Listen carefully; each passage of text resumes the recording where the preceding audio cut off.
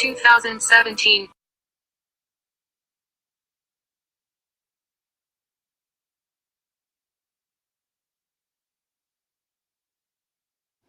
Hey guys, my name is Rene Freingruber and I'm working at SecConsult, and today I will talk a little bit about carrier control. So this is a firewall. I will go quickly to it. So carrier control are these devices here. It's a firewall containing stuff like IPS, antivirus, VPN, and so on. And it's used by about 60,000 companies. So before I was doing this research, I didn't really know this company. But since then, I often see the customer projects, also their mail service very often used. And you can also make a showdown query. I think about 30,000 companies are using, for example, the mail server. So you can really attack many companies with this attack. I will present here today just one attack vector. We basically found two different attack vectors. The first one is just about exploiting web stuff, so cross-site scripting, which you can use to bypass cross-site request forgery to then make some file upload to make command injection. But I will skip this for today and just talk about the second attack vector, which is more about memory corruption exploitation. So in the second attack vector, I'm going to exploit the CSRF check to execute my own actions on this device and then exploit a PHP unserialized vulnerability there. So I will just skip here the first attack vector. The first attack vector was just the possibility to upload here this shell script, and the shell script will just be executed with root privileges. And of course, we found really lots of cross-site scripting vulnerabilities, and it was always they fix just one and don't fix the remote code execution, and we're just fixing the cross-site scripting stuff. So I think we found 7 times new cross-site scripting. This is how the second attack vector is working. Let me just. You see here. We are attacking an internal firewall, so there's no port open from the outside, so I cannot directly attack this firewall. Instead, I'm attacking some victim. The victim goes to my website, so I, as attacker, return some malicious HTML or JavaScript code, which will force the victim to send my malicious attack payload to this firewall. And you see here I have some problems which I have to solve. So first of all, I have to know at which internal IP address the firewall is stored. And the second problem is, of course, I cannot read the response because of the same origin policy. That means I have to write my exploit completely blind. So see here, are the problems. As already mentioned, the internal IP address, and another problem is also that what do I do if the victim is currently not logged in? So the first attack vector with the web stuff was just working against administrators, and for the second attack vector, I just wanted to make it work against every user because it's not so common that someone is logged in the firewall. And of course, we also have to bypass the cross-site scripting filters or CSRF protection. To solve the first problem, we can use some kind of trick. I think it's already a well-known trick. What you can do is we can just try to load the carry logo from all possible IP addresses. So I'm just iterating over possible IP addresses and try to load it. And because of same origin policy, I cannot read the response. But what I can do is I can install a JavaScript handler on onload and on error. So I can then detect if onload is successful. I can detect if carry is running on this IP address or not. So this way I can identify carry control in your internal network. And I can use the same trick to determine if I'm currently logged in as a user, because what I can do is I can just try to load your internal user image, because if you're logged in, I will get some user image back. If you're not logged in, the onError method will be called. And this way I can also brute force your internal login via cross-site request forgery, because their main login is not protected via cross-site request forgery. So just as soon as you're logged in, there are cross-site request forgery protections. So this way, even if you're not logged in, I can start some brute force attack against your internal system from the internet.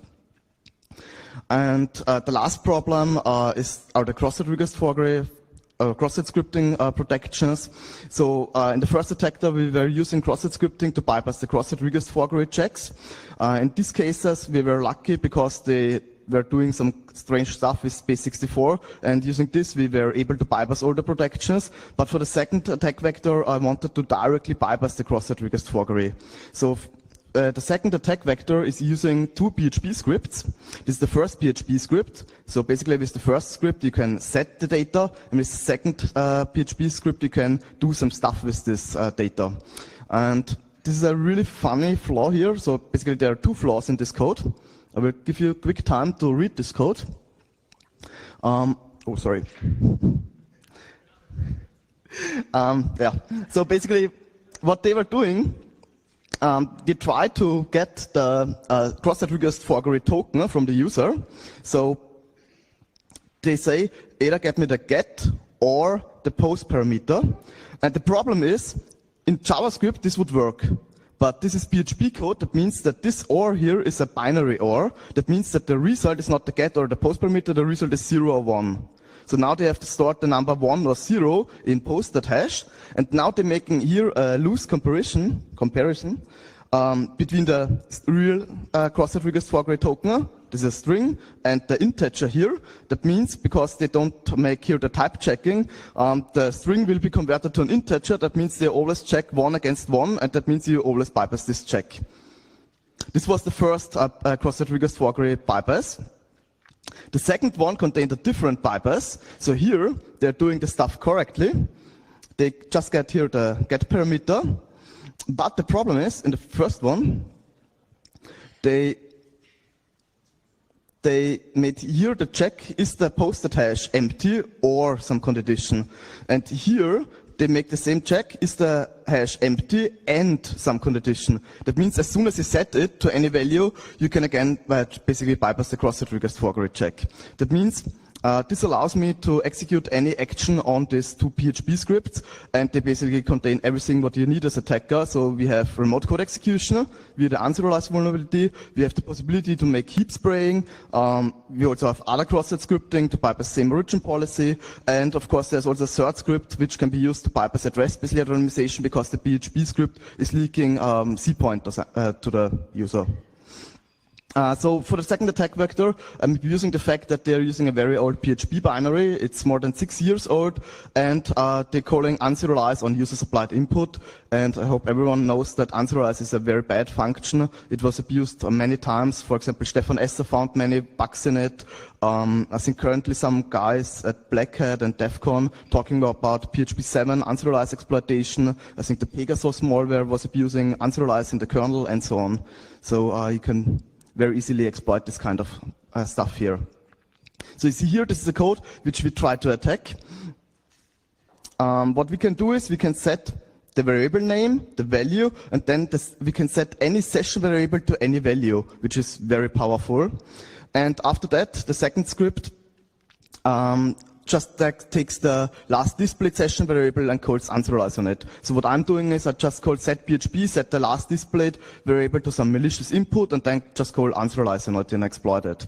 So I'm using here the C4E 2014-3514 vulnerability. It was found by Stefan Esser, and I was just starting by analyzing it on my own system. So this is just how unserialize is working. So for example, if you have an integer 1 to 3 and call serialize on it, you will get the serialized version of it. So it's just saying here I for the data type integer, then double dot 1 to 3. Or for example, if you have a double, it just says double, then the value, or S for string, then the length is 4, then the actual string. And you can also make some more complex stuff like arrays. So you have here A for array, 3 for, because we have 3 elements stored in this array. And it's always, the first value here is always the key or the index. In this case, it's index 0, this index 0 here. And then we have integer 1 to 3 and so on. And if you have a look at the source code of PHP, you also see that we can add references. So, for example, if we pass this array here, it says array 3. So what PHP internally will do is it will add a pointer inside some reference table, which is pointing here to the first element, to the array. Then for the next element, so keys are not stored in this reference table, and so on. Until we come to some reference that says reference 3, that means go to the reference table, to the third index, take this pointer here, and replace this reference here with this value. So if you try to execute it, you will see, you will just print 4, 5, 6, because it's referenced. And another very important concept are how variables are stored in PHP. So this is just for the old PHP version. With PHP 7, I think it changed a little bit. But the important fact here is that they store the value and the type. So depending on the type, for example, if the type is string or integer or object, they interpret the value in a different kind. So you also see here that this is a union. You can see here. So if it's, for example, a string, it will be interpreted as a string pointer and a length. And you also see here that this data structure contains a reference count. That means we are counting the references. So for example, if I'm holding 3 pointers to it, the reference count should be 3. As soon as the reference count becomes 0, the memory should be freed. And nearly at least the older unserialized vulnerabilities work like this. You have some data, you have a reference to this data, and then you add some strange code in between which will free this data. So that means that this data here will be freed, but we still have a reference. And the main problem here is that this reference here is does not increment the reference count. So it does not have an influence on the reference count. So we just have to find here some code which will free the data. Then we can use the reference here to access the free data. So like every simple use of the free buck. And this C4E number here is abusing the SPL object storage. So as the name says, SPL object storage is used to store objects. You can see it here. We are storing, for example, the alpha, so an object with a length of 5 called alpha, and a beta object here. And it will just calculate a hash on it. So let's say the alpha hash will be 1, 2, 3, 4. That means we are storing inside this hash table at index 1, 2, 3, 4 this alpha object. So that means the reference count of alpha will be 1. The same for the beta object. So let's say the hash is 888, so it's pointing there. Reference count is also 1. The problem occurs as soon as we try to find 2 objects which have the same hash. So for example, if I now have the beta object having the same hash, I will override this pointer here. So now there's no pointer anymore to the alpha object. That means alpha will be freed from memory. But I still have a reference to it from the reference table, because this reference here is not counting the reference count, which is, I think, the main problem, because all unserialized vulnerabilities work like this, and if they would just increment here the reference count, they would have prevented many unserialized vulnerabilities. So the question now is, can we find 2 objects which have the same hash? And the first answer is no, you cannot, because the input for the hash also contains the object number. So if you have 2 objects, the object number will be 1 and 2, so they will reside in different hashes. But we can abuse here another problem, a type confusion bug. So this, for example, is another vulnerability. It was also found by Stefan Esser. You see here, if I'm calling PHP info, it will just go to the PHP self variable, interpret this variable as string, and just dump it. And this macro here is always dumping it as a string. It does not check the type. So it's basically a type confusion attack. So as you see here, they are completely ignoring here the type field and just getting the value here. You see it in this macro definition. Just interpret this stuff here always as a string. And that means you can attack this kind of stuff if you just set this to an integer, because the type is not checked, and for example then you can read from any location. But this attack here doesn't have a real attack scenario because you typically cannot change the PHP code. But we can use the same idea for our exploit, because the input for this hash calculation is using this macro here. It just says take the object, because we should just store objects in this object storage and interpret it always as an object. But it does not verify if this object here is really an object.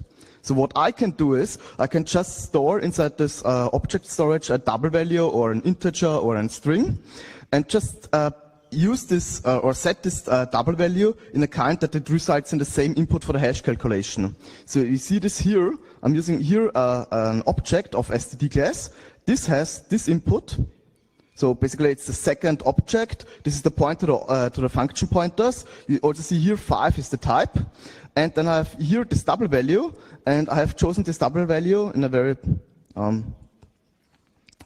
specific way. You see it here, so that this value here will be exactly the same, even if this type will be another 2 because it's a double value.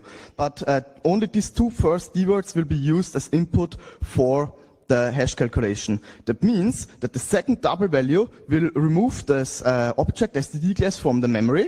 So the memory will be freed. I will just go there.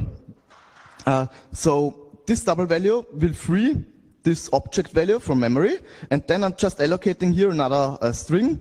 It's of length 15, 15 because the data structure has a length of 16, the set value data structure, and to strings is 1 added for the null termination. That means why I'm using here a string of length 15, and now I can have full control over this memory. So now this reference is pointing to this freed memory of STD class, and I have allocated this stuff over it. So now I can just say, okay, data type is 5 for string.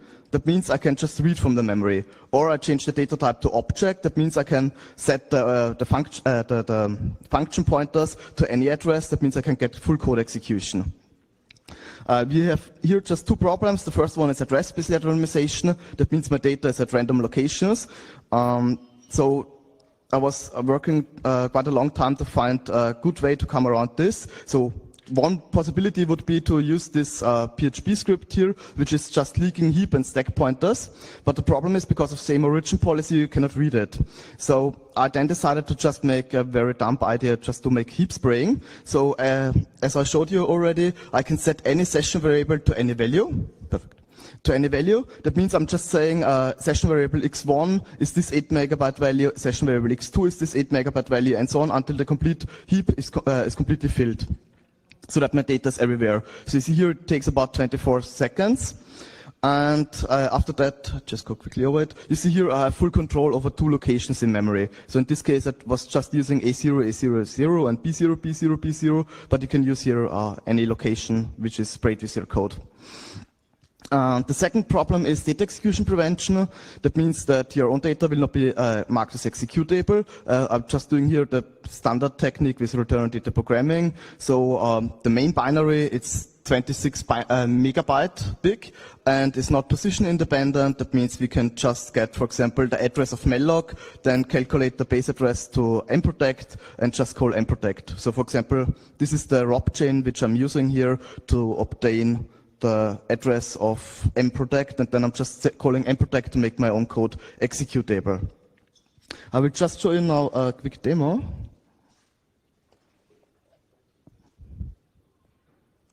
So you see here, you can just go to the website, download all the stuff as a virtual machine, and you also see here the internal IP address where this is running. Then the victim goes to my website. In this case, I'm adding here debug output, but typically the victim would not see that anything is ongoing here. So you see here the debug mode can be disabled so that nobody is seeing anything. But in this case, I'm just adding it so that you can see what's going on. So now I'm trying to load to identify the carrier control system in the internal network. So I'm trying to load from different IP addresses carrier controls. You see here, from this IP address, it was not able to load. But from this IP address, I was able to load the carrier control image, and from this not. So this way, I know at which IP address carrier control is running.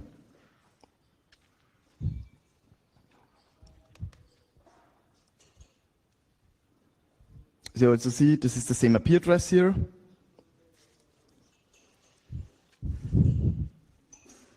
So you see from all these IP addresses, it was not possible to load the image. So the next step is I identify if I'm currently logged in.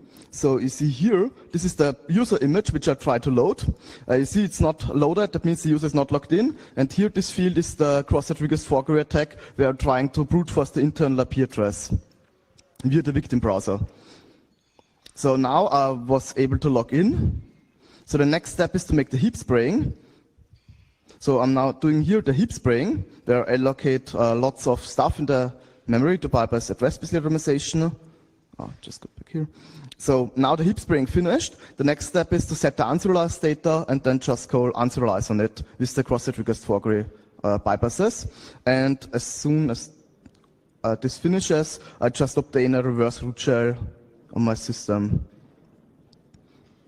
And of course, their web server is also running as root, so you then can further attack the network, the internal network. You can sniff the VPN gateway because everything is going over it. You can dump the passwords or as you like. And yeah, you see here I'm running as root. And yeah, of course, you can also dump the password hashes and so on.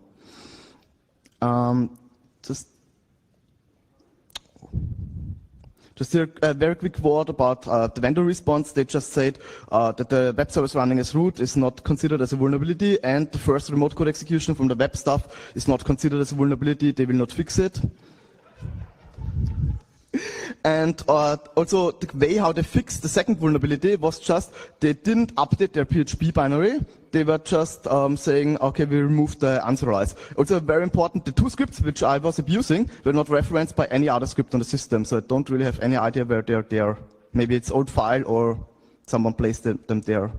And so it's still PHP 5.2.13, so you just have to find another bug in PHP and can still exploit it. For example, you can just run EFL or something like that against PHP, against this 6-year-old version.